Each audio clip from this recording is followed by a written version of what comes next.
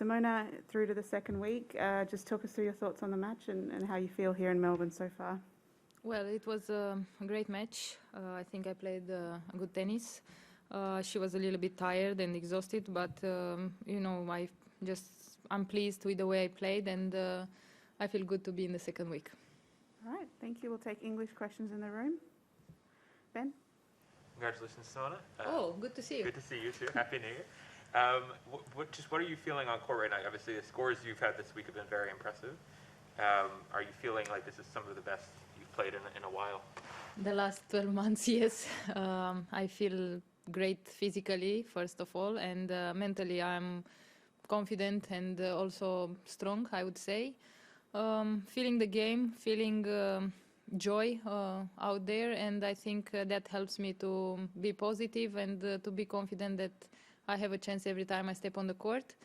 And playing well, I feel that I'm in a good spot. So I really trust that I can play good tennis here. Okay, next in English. Yeah. Yeah, your next game, I think it's been a long time since you played Elise. What are your thoughts on that game? Well, always been a tough match against Alize. I expect actually a tough battle. She's fighting till the end and she never gives up. So I'm the same. So hopefully it will be a nice match. And every match is different and I will take that even if I lost a few times to her. It's a new challenge and I'm ready for it. You're physically strong, but I think you've spoken about what a tough year last year was. How are you mentally? Do you feel nice and fresh? Have you been able to enjoy Melbourne? And do you feel like you're in a good space? Yeah, I feel fresh. I feel that the pressure is off, and I feel that I have expectations from myself, and but they are good expectations because I have worked a lot in the off season. I have no injury, so that helps me to be in a good spot mentally and also with confidence. So I think I'm feeling good. We'll go to Ben. Just on Cornet again, she's going for a record this year of trying to play the most ever consecutive Grand Slams. I think she's already over 60. So if she plays through the U.S. Open, she'll break the record for the women at Grand Slams. Just what do you make of that sort of achievement for her and what it takes to do something like that? Great. It's great that she can make that. I remember at 16 or 17, she did 4th round in French Open. So she has a lot of experience and that this will help her next match. I always liked her. She's a fighter on the court and out of the court, she's a very nice person. So, I expect a good match. So we'll see. It seems like sort of a bit like Cornet, you're also showing more of your emotions during this year on court a bit. I feel like you're showing more emotion on court. More emotions? I think no. Last year I was super agitated and super nervous on court. This year I feel like I'm very stable. I'm nervous before the matches, but I feel very comfortable when I step on the court. Okay. Mm-hmm. Can you give us a quick insight into what you learnt from Darren in your time? What makes him such a special coach? He's had such great success with a lot of players. What is it about him? His person, I think, is very special, and the way he talks, the way he always gives you advice, I think is very special. And when he really trusts in the player, I think he sends that to the player, and you feel much more confident and much more safe on court. For me, he has been, the most important person for my career. With him, I could achieve the big titles. And he also taught me how to be a better person out of the court, to enjoy more life. So because of him, now I'm talking to everyone. And I like to share everything with the players, also in the locker room, with the people outside. So for me, he has been a really important person for my whole life. So it's not just tennis. I see that he has success also with Amanda now. She played great yesterday, and I'm happy for them. Okay, we'll do one each more. So you go first. Just one more on that. Have you noticed this year a difference without him? Is there less attention, particularly locally? Have you noticed that there's sort of has it changed? The spotlight on yourself at all without having him next to you? Can you repeat, please? Sorry, saying without him in Without your him, team this okay. year. Yeah, has there been a difference in terms of like the media attention or whatnot? Has it changed at all? Well, I have a good team. My coach now is a great person as well, and I feel good with them. But I do miss Darren, and yeah, I don't feel that everything changed that much. But in my team, it changed the spirit of the team, and you know, sometimes when you work so many years with somebody, you really miss that person.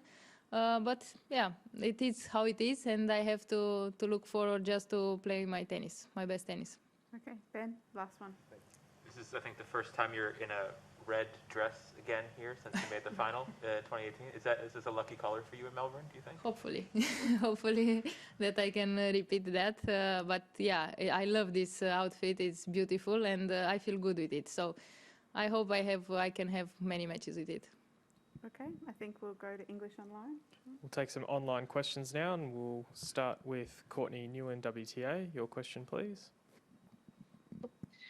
Hey, Simona, it sounds like you watched a little bit of the match last night, and obviously you know Amanda and what she can do on a tennis court. I'm curious what your analysis of that match was. Well, I'm not good in that, but I can say that they played really well. Amanda was playing great. I mean, the serve and also the strokes were very, very powerful. And yeah, it was a very tight match. So I enjoyed watching.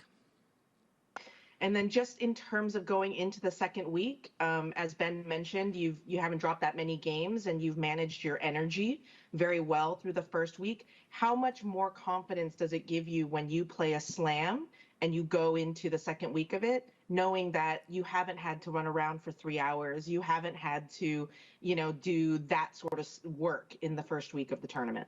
Well, physically is much better. I have to admit that. I remember 2018 where I was, after first week, I was dead. Now I feel better, but you never know with these matches. I always expect a tough one, so the next one will be for sure a tough one. I'm not thinking that much about how many games I dropped. I'm just focusing on the game.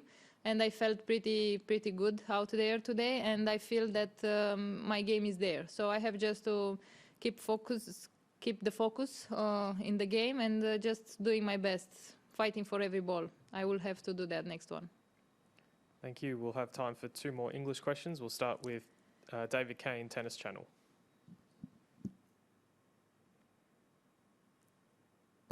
You're on mute, David. Oh, thank you. Good to see you, Simona. Congratulations on the win today. You're in the same half of the draw as Aryna Sabalenka, who's had some pretty notorious struggles with her serve the last couple of weeks. I'm curious, in your experience, if you've ever had a mental block regarding a shot, whether it was in practice and matches, how you overcame it, and what do you make of that sort of scenario if you haven't been?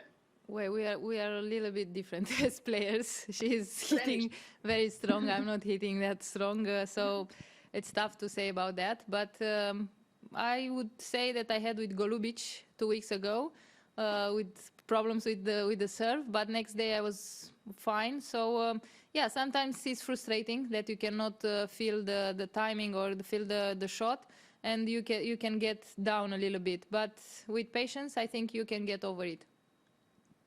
And just a question about the calendar. I mean, with the pandemic, there's sort of uncertainty every week, but in particular for the WTA, with the decision to suspend the Asian swing, there's sort of a big gap now in the fall. And I'm curious whether you have any preference, or where do you see that calendar evolving if it was up to you?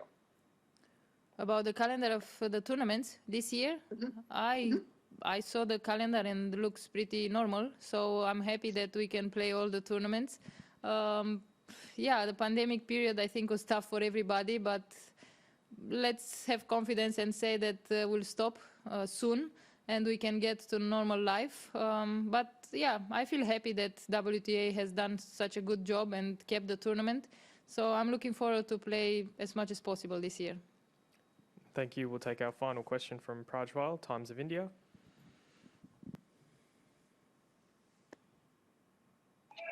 Hello, Simona. Hello. I wanted to ask you about last year, you know, when with injuries and all that you were going through. Did you at any time feel that you wanted to stop tennis, walk away from the game? And if you can just say what your lowest point in that time was. The lowest point was mental because I've been exhausted and I've been a little bit scared of the injuries. And I didn't think that I want to stop tennis because I don't like tennis anymore. I felt that I might stop tennis because of the injuries, but was nothing strong in my mind. So I still like to play tennis, to play tournaments. So I'm in a good spot now. I don't want to remember last year that much.